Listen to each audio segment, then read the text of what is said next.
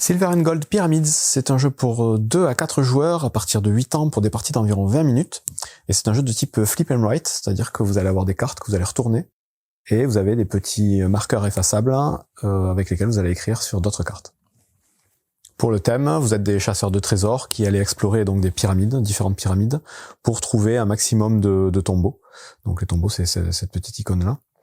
À chaque fois que vous allez trouver le tombeau dans une pyramide, vous allez pouvoir aller récupérer une nouvelle pyramide pour aller à nouveau explorer et essayer de trouver encore un nouveau tombeau. Vous avez plusieurs façons de marquer les points, qui va être identifié par cette carte-ci, et que je vais vous expliquer tout de suite. Pour la mise en place, vous allez distribuer une petite carte de scoring, comme celle-ci, à chaque joueur. Vous allez mettre de côté les 8 cartes d'exploration. Donc ce sont des cartes avec des motifs qui vont vous servir donc à aller cocher les cases dans vos pyramides. Vous allez les mélanger et en faire un tas. Vous allez mélanger toutes les cartes pyramides. Donc des cartes pyramides, il y en a tout un tas. Vous allez voir rapidement que ces cartes pyramides, elles sont présentes en 3 couleurs différentes. Les vertes, les jaunes et les violettes. Parmi ces cartes, vous allez en révéler 4 pour faire une pioche commune. Et ensuite, vous allez en distribuer 4 à chaque joueur. Et sur ces 4 cartes, chaque joueur va en sélectionner 2 et remettre les autres dans la pioche qu'on va remélanger. Donc chaque joueur va commencer avec une carte de scoring, 2 cartes pyramides, et bien évidemment un marqueur. À noter que dans ce jeu-là, les marqueurs sont de très très bonne qualité. Donc bon, voilà, c'est à signaler. Et là, vous êtes prêts à commencer la partie, donc c'est tout simple. Le jeu va se jouer en 4 manches. Vous avez un compteur de manches en haut de chacune des cartes de scoring. Donc vous voyez ici 1, 2, 3, 4, à côté de la petite torche. Et à chaque manche, on va révéler des cartes donc de forme géométrique qui vont vous dire de quelle façon vous allez pouvoir aller cocher les cases dans vos pyramides. Donc à chaque manche, on va révéler 7 cartes parmi les 8 qui sont disponibles. Donc la dernière carte, on ne la révélera jamais. Et une fois qu'on a révélé les 7 cartes et que tout le monde a coché ce qu'il fallait, on remélange le paquet de cartes de forme géométrique et on recommence une nouvelle manche et on fait ça 4 fois. Au bout de la 4e manche, on va additionner tous les points qu'on aura marqués sur notre carte de scoring. Celui qui aura le plus de points sera déclaré vainqueur. Donc quand on dévoile la première carte, on va appeler ça des cartes exploration, on a donc un motif. Vous avez un petit rappel en bas des différents motifs que vous allez trouver sur les autres cartes. Donc ça peut vous donner une idée de ce qui peut encore sortir. Donc vous voyez que cette carte-là, elle est présente en 2 exemplaires. Vous avez le petit L aussi qui est présent en 2 exemplaires et vous avez les autres motifs qui sont écrits dessus. Ces motifs-là, il va falloir pouvoir les dessiner obligatoirement dans une de vos 2 pyramides. Pour ça, le motif, vous allez pouvoir le faire tourner, vous allez pouvoir en faire une symétrie, donc bon, ça n'a pas d'intérêt, mais pour d'autres formes, ça aura un intérêt. Et l'idée, c'est que ces formes, elles doivent rentrer entièrement dans les cases blanches de vos cartes pyramides. Donc les cartes pyramides, elles sont toujours présentées de la même façon. Vous avez un numéro en haut à gauche qui va servir à départager les égalités, je vais vous expliquer après. Vous avez un petit symbole qui correspond à la couleur de la carte, donc ça c'est le symbole orange pour les cartes oranges, le symbole vert pour les cartes vertes, le symbole violet pour les cartes violettes. Et vous avez donc une salle écrite, voilà, une espèce de quadrillage, où à chaque fois vous avez une petite flèche noire qui est le point d'entrée. Donc à chaque fois que vous allez commencer à cocher quelque chose dans une pyramide, il faudra toujours commencer par la case pointée par la flèche noire. Et ensuite vous avez différents symboles dessus que je vais expliquer après.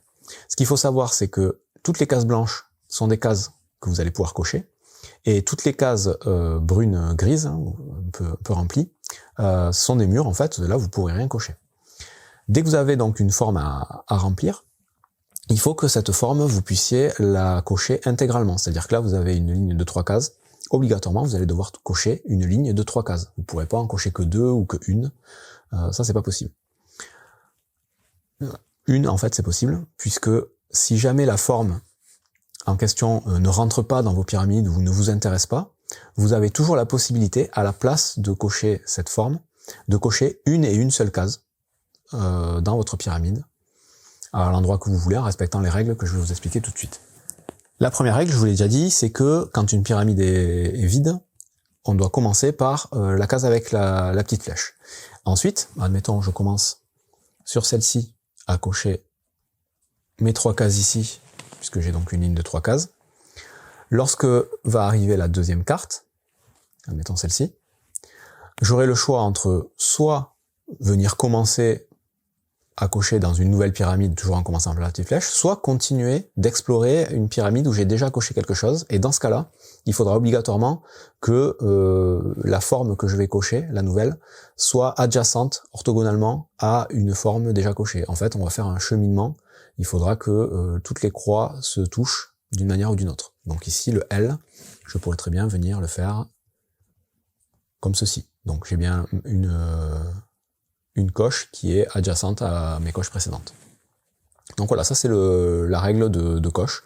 Obligatoirement, la forme doit rentrer intégralement dans la pyramide. On doit continuer des chemins déjà commencés ou commencer par la flèche noire. Voyons maintenant qu'est-ce qui se passe quand on va cocher des cases avec des symboles dessus. Donc, vous avez ici des choses qui vont vous être utiles au moment où vous allez cocher. Donc le premier symbole possible, c'est la petite croix rouge. La petite croix rouge, c'est tout simple. Admettons, si je reprends cette forme, je peux la rentrer ici. Tac. J'ai coché une croix rouge. La croix rouge, ça me permet de rajouter une coche supplémentaire, de cocher une case de plus. Ça peut être dans la même pyramide, toujours en respectant la règle. Donc là, si c'est dans celle-là, je suis obligé de cocher soit ici, puisqu'il faut que ce soit adjacent à une coche précédente. Soit dans une autre pyramide. Et là, pareil, moi, je pourrais venir, par exemple, cocher ici. Tac. Du coup, j'ai une autre croix. Je peux rajouter encore une coche quelque part, je pourrais peut-être la mettre ici, et c'est bon. Donc les petites croix rouges, c'est des coches supplémentaires d'une case. Les têtes de mort, à chaque fois que j'en coche une, je vais venir cocher la première case la plus à gauche, ou celle avec le plus petit numéro, sur ma fiche de score. Donc vous voyez là, la première case que je cocherai, ce serait celle-là. La seconde, ce serait celle-là, et je vais remplir comme ça, de gauche à droite, et de bas en haut. Ça, évidemment, vous l'avez compris, c'est des choses négatives qu'il va falloir éviter de cocher. Parce qu'à la fin de la partie, vous allez regarder la dernière coche que vous avez faite et vous allez soustraire le chiffre qui a écrit au niveau de cette coche. Donc ici, ce serait moins 10 par exemple. Donc là, en fait, ça me ferait moins 10 points si en fin de partie, j'en suis là. Pour éviter ça, si vous avez, parce que par moment, vous serez peut-être obligé de cocher des crânes, vous allez pouvoir aller chercher des potions. Donc la potion, c'est la petite case avec la fiole bleue ici. Là. Cette case-là, à partir du moment où vous en cochez une, vous allez pouvoir effacer 2 coches de crâne sur votre feuille de score. Les 2 dernières, celles qui valent le plus de points. Donc là, si j'en coche une, je vais pouvoir effacer ces 2 dernières coches. Donc ça permet voilà, d'éviter les points négatifs. Si vous cochez un diamant, ou un rubis, donc vous avez les émeraudes en vert et les rubis en rouge.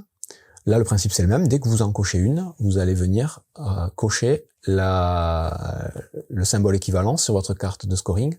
Toujours pareil, le plus à gauche, le plus en haut. Donc là, première case verte, premier émeraude que je coche, c'est ici. La seconde, ce sera ici. Et je vais remplir comme ça jusqu'ici.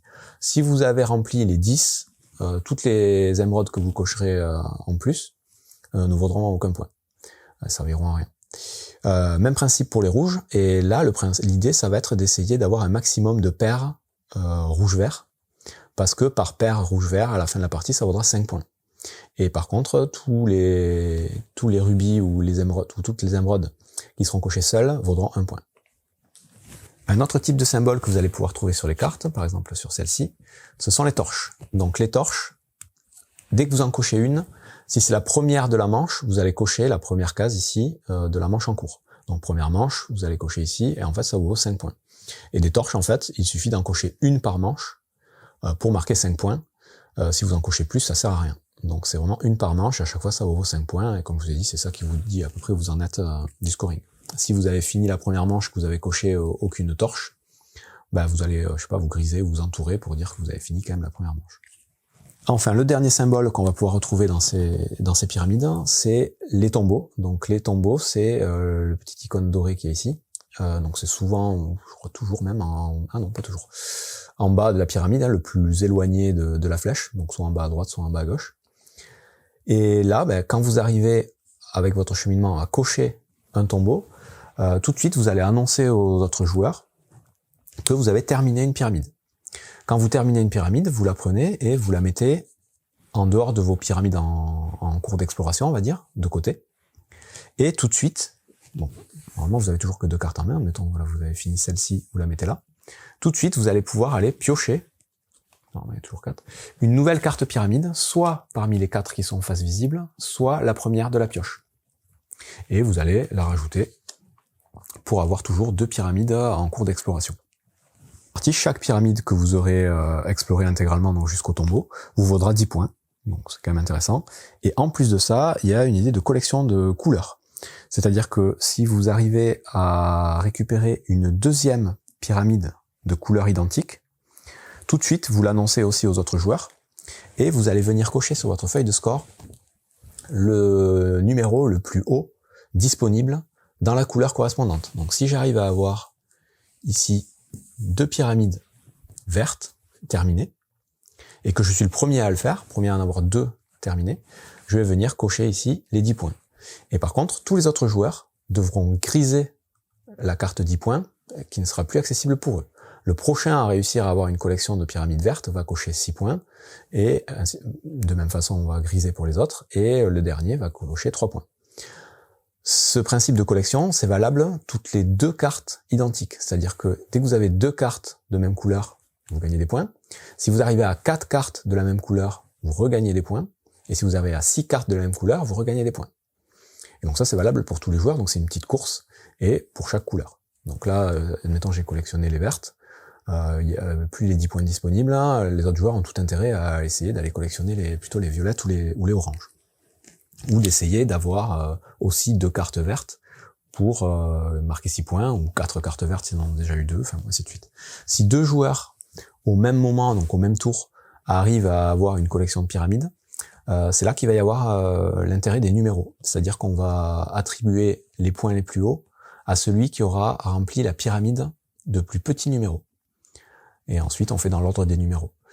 De la même façon, quand on va terminer une pyramide, peu importe si on a fait des associations de couleurs, dès qu'on termine une pyramide, si on est plusieurs à la terminer au même tour, pour piocher les cartes dans la pioche ou parmi celles disponibles, ce sera aussi en priorité celui qui aura le plus petit numéro de la pyramide qui vient de finir, qui va piocher, sachant que les cartes, elles ne seront remplacées que une fois que tout le monde aura récupéré des cartes.